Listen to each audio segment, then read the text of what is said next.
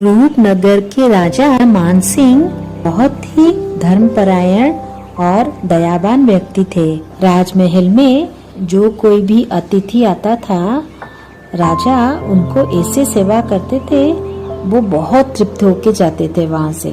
ऐसे ही एक दिन एक ऋषि आए, राजा ने उनकी खूब सेवा की। ऋषि राजा के ऊपर बहुत प्रसन्न हुए और राजा को एक अनोखी विद्या प्रदान की। और ऋषि ने कहा, देखो राजन, इसको तुम जीवन में 2 बार ही प्रयोग कर सकते हो। राजा का मंत्री बहुत ही कुटिल स्वभाव का था।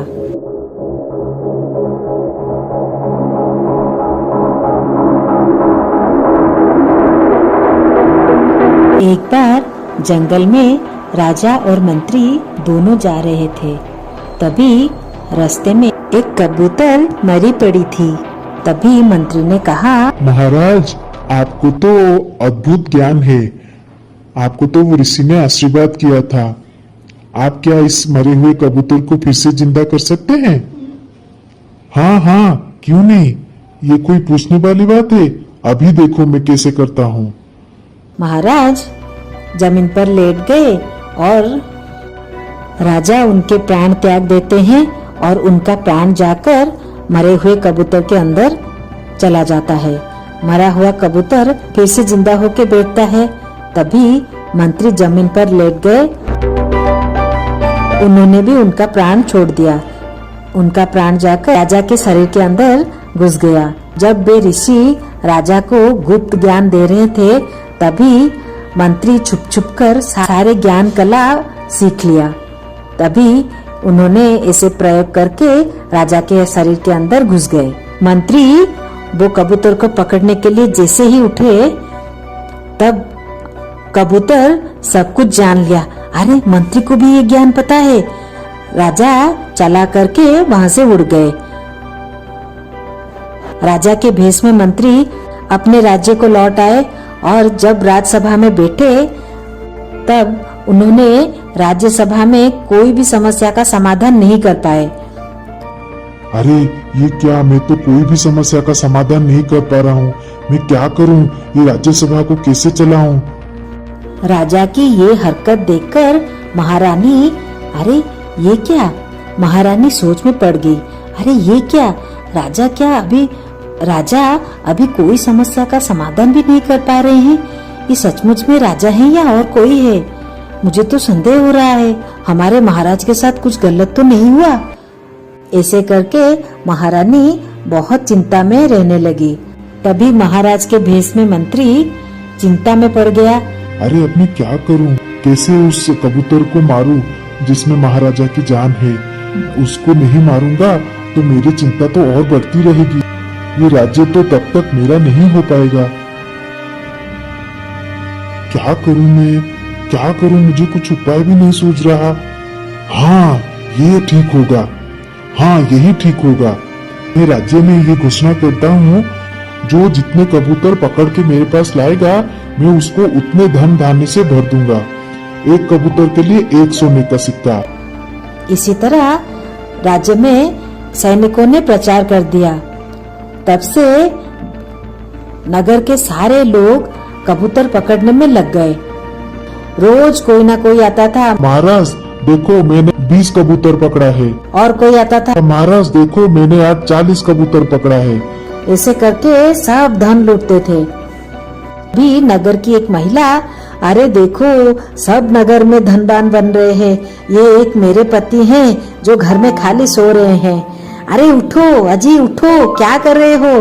देखो सब कैसे धन लूट रहे हैं। क्या हुआ भगवान, क्यों जगा रहे हो मुझे? अरे देखो, महाराज ने बोला है, जो कोई भी जितना कबूतर पकड़ेगा उसको उतना ही धन मिलेगा। क्या? ये बात मुझे पहले क्यों नहीं बताया? उसने कुछ चावल के दाने लेकर गया जंगल में। चावल के दाने बिछाकर वो एक पेड़ के पीछे छिप गया। तभी एक बड़ा सा कबूतर का झुंड आके चावल के दाने के ऊपर बैठ गए। जैसे ही चावल खाने लगे, सब जाल में आ गए। अरे ये क्या, देखो हमको किसी ने जाल में फंसा लिया है। अभी हम क्या करें, हम सब क्या मर जाएंगे? नहीं नहीं, तुम इससे चिंता मत करो, मैं कुछ उपाय देखता हूँ। जैसे ही वो हमारे पास आएगा तब हम सब मरने का नाटक करेंगे। जैसे ही वो 100 कबूतर को बाहर फेंकेगा तब हम सब एक साथ ही उड़ जाएंगे। हाँ हाँ, ऐसे ही करेंगे। और वो आदमी जैसे ही आया, अरे ये क्या, सबके सब कबूतर मरे हुए हैं। हाय हाय रे मेरी किस्मत, ये हरदम मुझे धोखा देता है।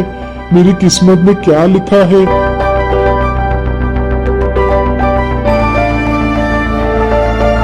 अरे मुझे तो कितना बड़ा मौका मिला था, मैं अभी कितना धन कमा लेता।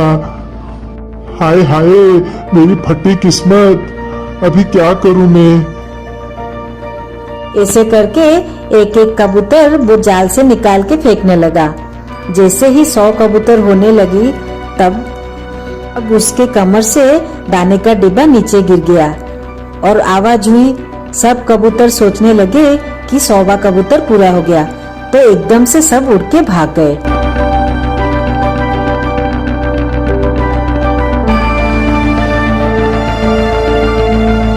और जिस कबूतर में महाराजा की जान थी वही बाकी रह गई। वो आदमी अरे ये क्या, सबके सब कबूतर जिंदा थे और सब एक के साथ उड़ गए। अरे ये क्या, अरे अरे तूने ये सब किया है, तेरी ही ये सब योजना है। ठीक है, अभी मैं तुझे मार के तेरे मांस को मैं खाऊंगा। नहीं नहीं, मुझे तुम मत मारो। अगर मुझे तुम जिंदा रखोगे मैं तुम्हें धन धान से भर दूंगा, मुंह मांगी धन दूंगा। क्या सच में? अरे तुम तो बोलते हो, सच में तुम ऐसा कर पाओगे? तुम्हें खाली इतनी काम करना है, तुमको मुझे राजमहल में पहुंचाना है, रानी के पास। अच्छा ठीक है, मैं रानी के पास पहुंचा दूंगा। तुम मुझे सच में धन दोगे ना? हाँ हाँ। महारानी को कबूतर सब कुछ बताता है। महारानी सुनकर अपने खजाना से बहुत सारा धन लाकर वो आदमी को दिया। वो आदमी वहाँ से बहुत खुश होकर लौटा। रानी ने बताया, महाराज अभी हम क्या करें, कैसे आपको मैं फिर से अपने रूप में वापस लाऊं? कबूतर ने बोला, अरे हाँ महारानी, आप चिंता मत करो, इसका भी उपाय मेरे पास है। तभी कबूतर ने महारानी के कान में जाकर कुछ बताया। महारानी वो मंत्री के पास गए। महाराज आपको तो वो गुप्त विद्या पता है, आप इतने सारे कबूतर को मार रहे हो, क्या इन्हें जीवित कर पाओगे? हाँ महारानी, मैं जीवित भी कर पाऊंगा। आप इनमें से कोई भी कबूतर उठाइए और मुझको दीजिए। महाराज ये लीजिए, इस कबूतर को आपको बचाना है। मंत्री जमीन के ऊपर लेट गए और अपना प्राण निकाल के कबूतर के अंदर डाल दिया। जैसे ही कबूतर के अंदर डाला, कबूतर से महाराज का प्राण आकर महाराज की शरीर में प्रवेश कर गया और महाराज जिंदा हो गए, अपने शरीर को प्राप्त कर लिया।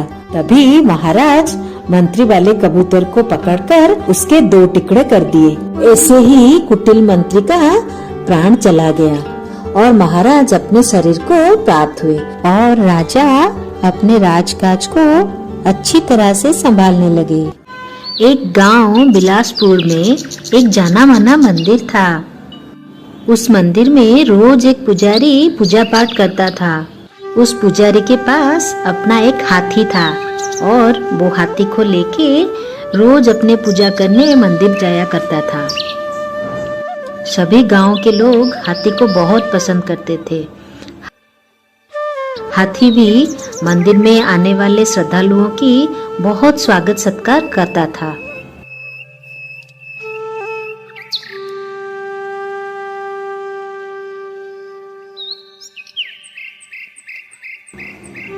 पूजा पाठ खत्म होने के बाद हाथी को नहाने के लिए पंडित रोज एक तालाब में लेकर जाता था। हाथी नहाने के बाद घर जाते समय रास्ते में एक दर्जी का दुकान पड़ता था और हाथी वो दर्जी की दुकान में रोज रुकता था और दर्जी उसे रोज एक केला खाने को देता था। केला खाने के बाद हाथी अपना सूंड उठाकर दर्जी को नमस्ते करता था और चुपचाप से पुजारी के साथ घर लौट आता था। ये सब पुजारी के जिंदगी का रोज का काम था।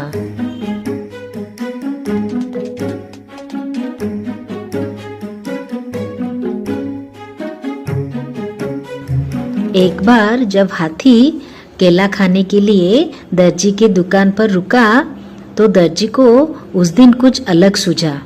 उस दिन उसने सोचा हाथी के साथ आज कुछ मजा किया जाए। इसीलिए दर्जी ने जैसे ही केला दिया हाथी को, हाथी अपना सूंड उठाकर उसको नमस्ते किया। तब दर्जी ने एक सुई लाकर सूंड को चुभा दिया। सुई चुभते ही हाथी जोर से चिंगाड़ते हुए कराहने लगा। दर्जी ने उसी वक्त हाथी का खूब मजाक उड़ाया और जोर जोर से हंसने लगा।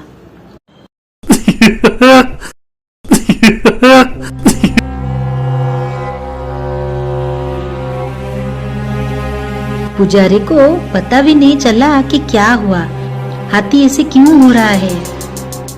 अगले दिन पुजारी और हाथी दोनों तालाब से लौट के आ ही रहे थे। पुजारी कुछ दूर रुककर लोगों से बात करने लगा। तभी हाथी दर्जी की दुकान पे गया केला खाने के लिए, और हाथी ने पहले से अपने सूंड में बहुत सारे कीचड़ भर लिए थे। दर्जी अपने दुकान में बैठकर कपड़ों की सिलाई कर रहा था। जैसे ही हाथी ने दर्जी को देखा, उसकी पूरी दुकान पर कीचड़ फेंक दिया। उस कीचड़ में दर्जी तो भीगा ही, उसकी दुकान के सारे नए कपड़े जो भी सिलाई हुए थे सब गीले हो गए, सब कीचड़ में भीग गए। इससे दर्जी पूरा समझ गया कि कल मैंने उसके साथ जो किया था उसका दंड आज मुझे मिला। दर्जी को अपने गलती का एहसास हुआ और वो हाथी के पास भाग के गया, उसको माफी मांगने लगा। उसने कहा, हे गजराज, मैंने जो गलती किया उसका दंड यही होना चाहिए, मुझे माफ कर दीजिए। आपने बिल्कुल सही किया, कृपया मुझे माफ कर दीजिए। हाथी ने दर्जी को देखा और अपना सूंड को हवा में लहराते हुए वहां से चला गया। दर्जी को अंदर ही अंदर बहुत बुरा लग रहा था। उसने अपने शरारत करने के चक्कर में उसका एक बहुत अच्छा दोस्त हाथी को खो दिया। मन ही मन वो बहुत रोया। उस दिन से दर्जी ने ठान लिया कि वो किसी को भी मजाक में भी किसी का नुकसान नहीं करेगा। इस कहानी से हमें ये शिक्षा मिली कि हमें किसी के भी साथ बुरा व्यवहार नहीं करना चाहिए। इसी तरह के नए नए कहानियाँ देखने के लिए हमारे चैनल को लाइक और सब्सक्राइब करें।